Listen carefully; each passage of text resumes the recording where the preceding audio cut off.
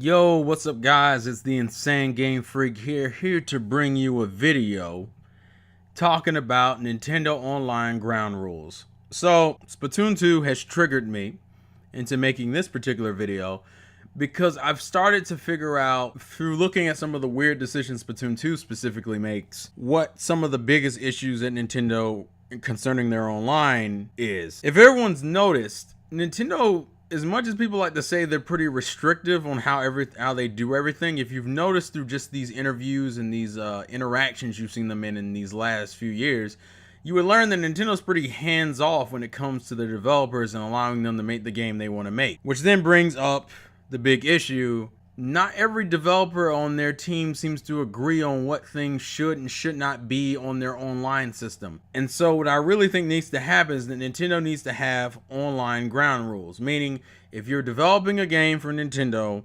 and it's online, there are certain things that need to be in the game by default. These are features you cannot ignore, and I have a few of them on the top of my head that I can list that I think would help, because I think that's what it is. Because Nintendo's still pretty fresh, like a newborn baby when it comes to online in their games and consistent online in their games with multiplayer games, they don't really seem to have ground rules set up for what should and should not be in an online game by default. Hence why you have so many inconsistencies between games like Mario Kart, Splatoon, and ARMS. There are features that just don't show up in some of those games but show up in other ones, and it doesn't make any fucking sense. Yes, I understand. And obviously we're still in kind of the beta period for Nintendo Switch and its online, because we're still in the first year and nothing is being charged on us yet. But still, considering you have not the best repertoire with online gaming and your fans are pretty concerned about how well you're going to do this, you would hope that they want to kind of start this with, the right foot forward. But, not everything goes to plan. So here are my rules, or at least some of my rules, for what I think should be on their online games by default. Number 1, regional select. I think right now, Mario Kart is the only game that allows this option, where you can choose whether you want to fight people from only your region or from all over the world. This is a pretty basic feature, and I don't think it's overly offensive or that big of an issue to implement into your games, because I think that would help immensely. It's kind of obvious that not every country has the same internet speeds, and to be honest with you, the US is the one struggling the most. So I think it would be better for players who don't want to deal with the bullshit that is fighting the Japanese when they're dealing with better internet and better players, and you want to just play with your friends from the US of A or from Germany or from Australia. There should be an option in every game that's online with a multiplayer focus to pick the region in which you want to fight players from. I think that's pretty simple. So let's move on to the next one. Internet connection strength.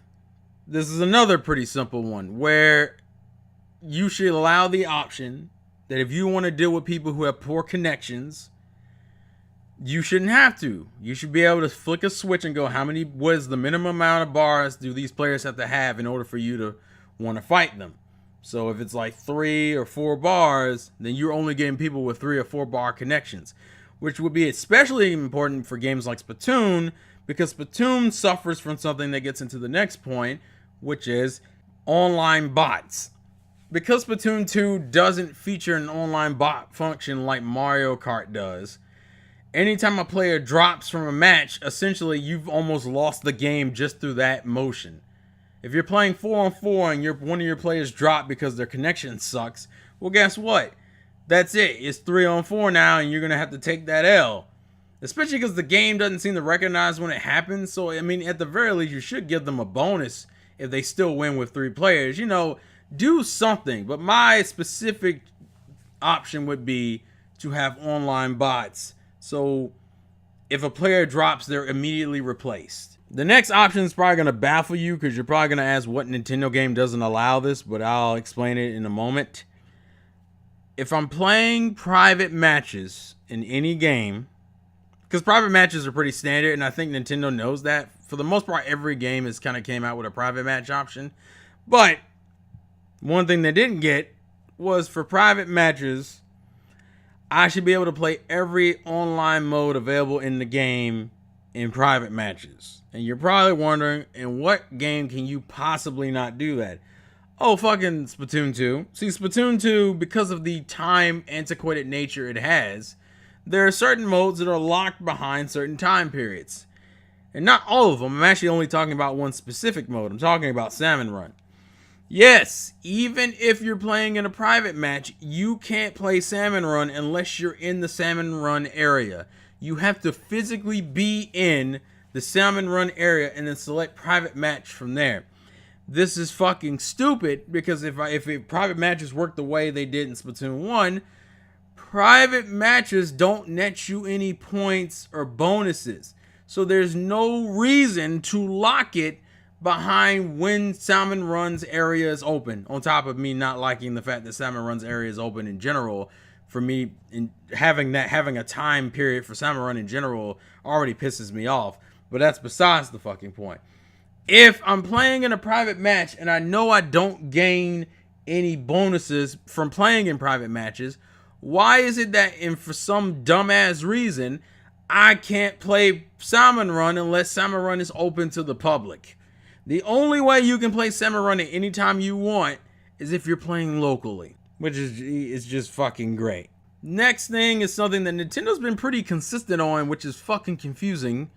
Spectator mode. I think Nintendo has learned, with them continuously adding in more and more online games and esport type games, they've learned that spectator mode is a mode that should be in every online game. Not even necessarily for the players, but because if you want to put games in a tournament setting but make it look interesting to the viewer, the spectator mode is required.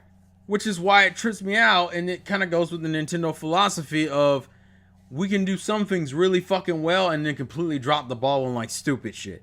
Because you put spectator mode in ARMS and Splatoon, but then you couldn't get basic shit right. Next point would be the fact that if you're playing any multiplayer games, specifically games like Splatoon and Mario Kart, I should not be required to have a full team in order to do matches with friends.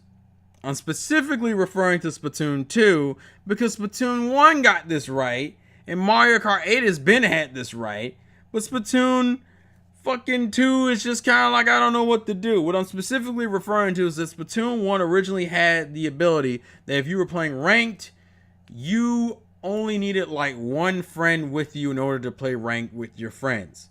Whereas in Splatoon 2 says, and it's Splatfest and ranked battle on top of the nonsense of turning ranked mode with friends into a completely different mode, you weren't required to have all 4 friends. You could have 2 or 3 friends and still go into a squad together, and it would just add the extra player that you needed for your team.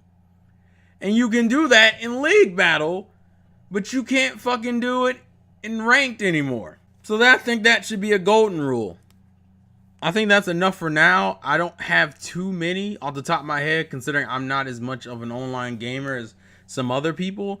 But I feel like this is just something that really probably needs to be put into effect. And as I said, this could easily still come to pass in future games and updates and whatnot. I mean, as I said, we're still in the beta period, which doesn't fucking excuse it, but it at least it's like a buffer. It's like you're getting shot, but at least there's a pillow in front of you. You're still getting shot, but at least you have the pillow in front of you. The point is, we're still in early time, so a lot of this could easily change, but I think that's the core and more of the root of the problem when it comes to Nintendo and their online system. They don't have ground requirements for their games, and because they let the developers do whatever the fuck they want when it comes to their online, that's why the online for certain games vary to disturbing degrees. Because I would argue ARMS right now has a better online than Splatoon 2, just because I can play every mode in the game and not feel restricted on the dumbest fucking level. Why is Splatoon the only goddamn online game that's out on the Switch right now that was made by Nintendo that feels that everything needs to be time managed, but fucking you have ARMS that came out not even, what was that, a month before? And you can play any fucking mode you want, anytime you want, with whoever you want. It just doesn't make any sense and it's inconsistent. So I think that's the main thing that probably needs to happen. Nintendo set ground rules for all your online games in the future, so we don't have to worry about these problems in the future. But please leave your thoughts and comments in the comment section below. Thank you guys for watching. This has been the Insane Game Freak. Life's a game, play to win, and I'll catch you guys later. Peace all.